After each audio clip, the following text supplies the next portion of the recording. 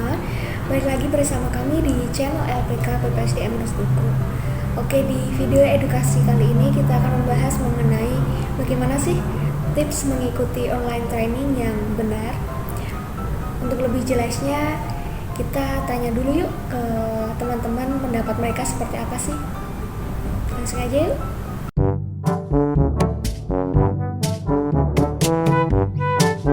Belum pernah, mau ada jadwal sih, cuman belum terlaksana.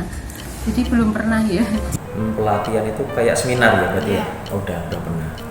Kalau pelatihan online belum, tapi biasanya aku sih ikutnya yang tatap muka langsung sih. Jadi kalau waktu corona gini ya belum punya waktu buat ikut pelatihan sih.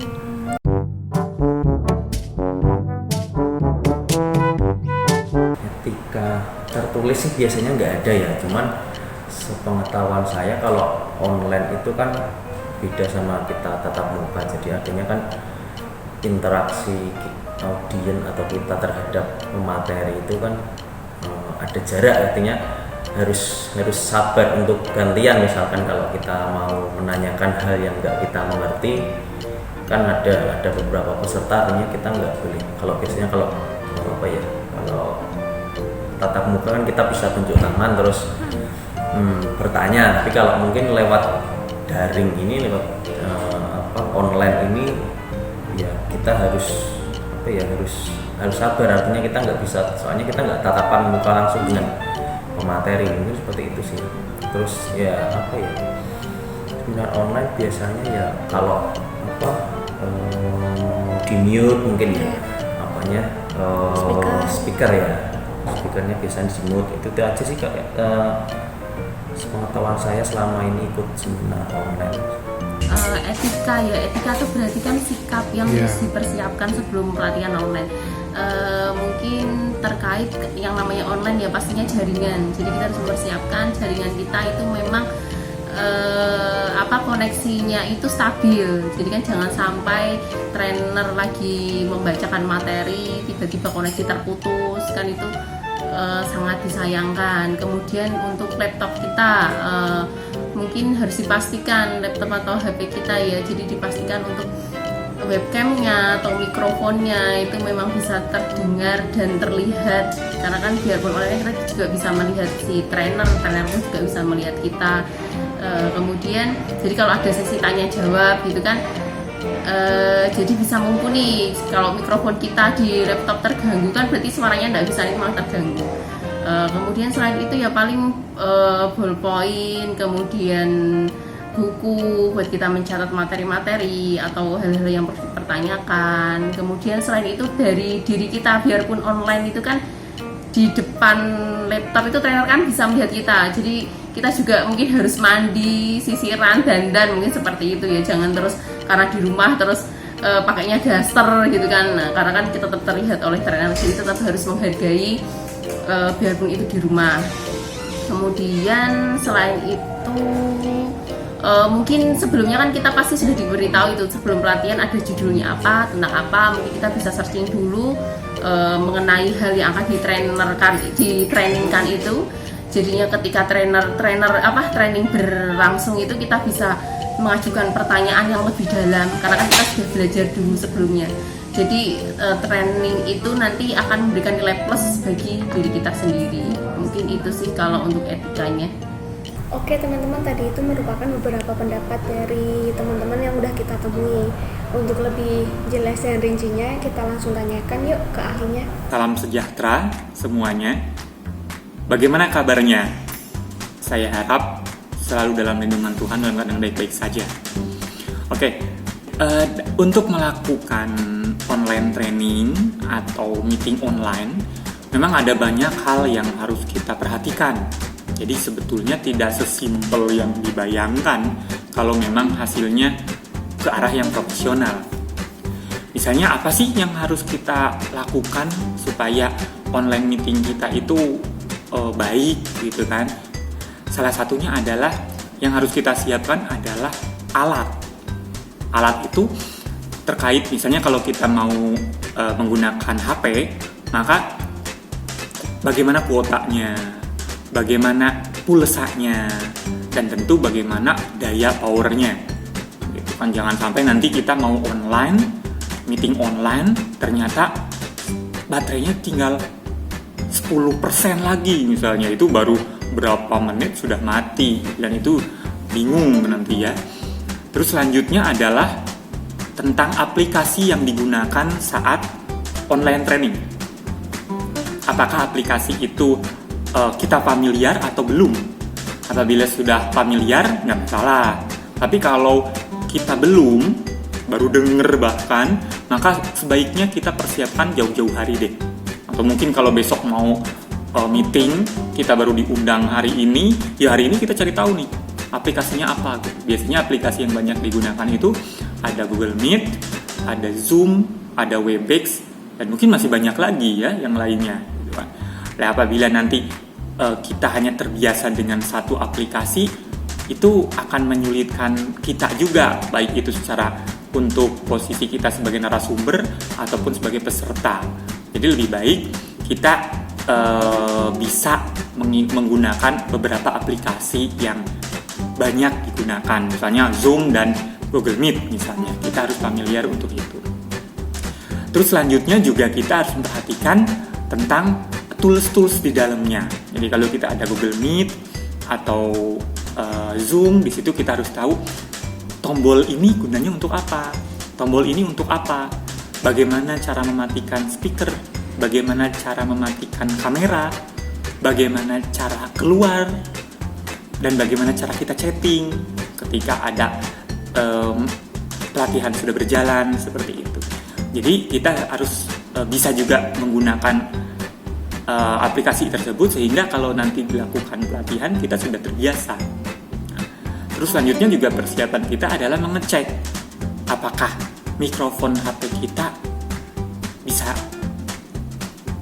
berfungsi, apakah kamera kita juga bisa berfungsi, kamera laptop kita gitu. Jadi juga penting, jadi jangan sampai ketika mau pelatihan atau pelatihannya sudah berjalan baru kita sadar, wah ternyata mikrofonnya nggak nyambung ya. Padahal kita bisa cek sejak malam. Kalau sejak malam kita cek kan bisa merubah komputer atau laptop kita diganti dengan yang lain atau menggunakan kamera internal atau eksternal, sehingga itu akan lebih profesional lagi. Jadi tidak mohon maaf ya, kameranya sedikit terganggu karena gini. Padahal kalau kita persiapannya cukup, kita bisa ganti laptop kita gitu, menggunakan laptop yang bisa atau menggunakan kamera eksternal seperti itu. Untuk selanjutnya, ketika online, baik itu kita sebagai peserta atau sebagai narasumber, kita harus memperhatikan beberapa hal terkait lingkungan. Jadi di mana sih kita akan online tuh? Tentu satu, menghindari tempat-tempat yang bising. Kedua, juga menghindari tempat-tempat yang banyak gangguan orang lalu lintas. Tadi kalau bising itu suara kendaraan ya, misalnya kita online di samping jendela yang kebetulan rumahnya itu dekat jalan raya, jadi berapa menit lewat gitu. Atau kita kebetulan online di ruang tamu yang kebetulan kita punya adik yang masih kecil yang masih bermain sana sini dan mengganggu kita. Atau kita online malah di tempat yang gelap, itu tidak boleh. Atau kita online di tempat yang ala kadarnya. Ya ala kadarnya itu artinya ya ada di kamar deh, ternyata belakang kita itu banyak tumpukan baju-baju yang belum disetrika atau yang belum dicuci gitu, sehingga itu akan mengganggu konsentrasi dari orang lain gitu yang melihat video kita gitu. Sebenarnya itu bisa diatasi kalau background dari chatting itu kalau kita menggunakan Zoom. Jadi di Zoom itu ada aplikasi atau fasilitas untuk merubah background, jadi bisa gambarnya dirubah jadi misalnya atau polos atau pantai atau warna, itu bisa sih seperti itu. Tapi untuk natural juga nggak masalah. Kita cari tempat yang rapi dan baik. Selanjutnya saat pelatihan, kita juga mempunyai sikap-sikap yang etika yang baik gitu. Artinya ketika masuk ke dalam room untuk pelatihan, Jangan lupa yang pertama adalah mematikan mikrofon. Jadi mikrofon harus mati sehingga tidak bising, gitu kan. Baru ketika moderator atau narasumber meminta untuk dihidupkan karena akan ada pertanyaan atau apa, maka kita baru hidupkan mikrofon. Untuk kamera begitu. Untuk beberapa meeting yang memang sangat diperlukan, kamera harus tetap nyala. Jadi jangan sampai yang lain nyala, kita mati sendiri. Gitu. Itu malah akan membuat pertanyaan, loh kok mati kenapa? Apakah dia masih di tempat ataukah dia kemana? Gitu. Padahal sebenarnya masih ada di tempat. Gitu. Nah, terus juga ketika nanti pas pelaksanaan, kalau ada pertanyaan yang mendesak, lebih baik diketik di chat.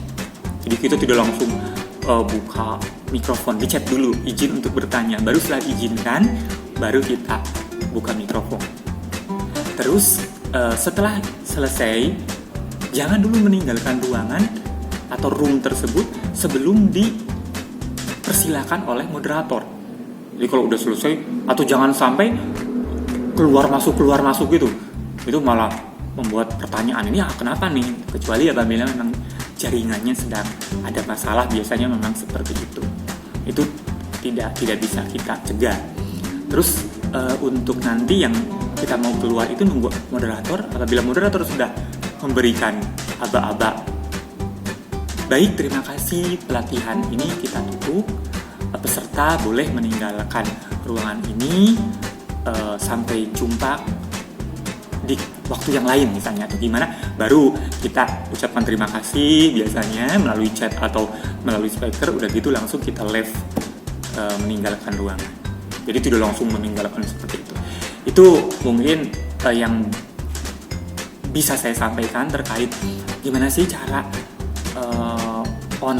cara menjadi atau mengikuti online training yang benar.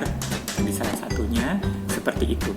Jadi persiapkan secara teknis, lingkungannya juga, dan yang terakhir adalah perilaku atau etika selama pelatihan tersebut. Demikian yang saya sampaikan. Terima kasih. Oke teman-teman, tadi itu merupakan kesimpulan dari video edukasi kali ini. Semoga bermanfaat. Yang belum subscribe silahkan subscribe dulu. Yang udah jangan lupa like, comment, and share. Terima kasih.